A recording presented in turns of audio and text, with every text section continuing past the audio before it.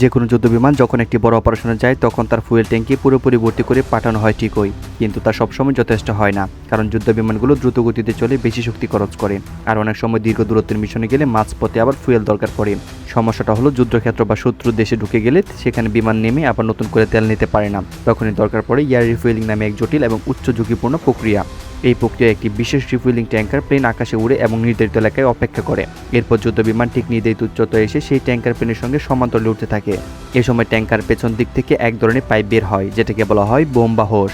অন্যদিকে যুদ্ধবিমানের পেছনে বা উপরের দিকে থাকে ফুয়েল ইনলেট, যেটা পাইপের সঙ্গে যুক্ত হয়। এই সংযোগের মাধ্যমে সরাসরি ফুয়েল প্রবাহিত হয়, আর সেটা হয় একদম চলন্ত অবস্থায়। দুটি প্লেন আকাশে সমান গতিতে এবং সমান উচ্চতায় পুরো প্রক্রিয়াটি শেষ করে। এই পুরো কাজের সময় দুটি প্লেনের দূরত্ব থাকে মাত্র কয়েক ফুট, অর্থাৎ সামান্য ভুল হলে দুটি প্লেন একে অপরের সঙ্গে ধাক্কা খেতে পারে। বায়ুচাপ প্রবাহ, আবহাওয়া সবকিছু সামলে পাইলটদের স্থিরভাবে উঠতে হয়, কারণ একবার সংযোগ বিচ্ছিন্ন হলে তা আবার লাগানো কঠিন হয়ে পড়ে। এই কারণে পুরোপুরি ফুয়েলিং সেশন চালাতে হয় অত্যন্ত অভিজ্ঞ পাইলটদের দ্বারা।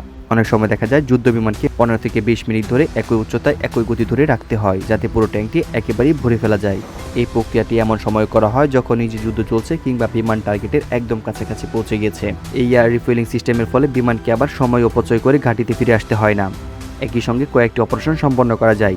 কিছু ট্যাঙ্কার একাধিক প্লেনকেও একসঙ্গে যুক্ত করে ফুয়েল দিতে পারে। তাই আধুনিক যুদ্ধবিমানে এয়ার রিফুয়েলিং ক্যাপাবিলিটি না থাকলে সেটাকে লং রেঞ্জ অপারেশনে পাঠানো হয় না।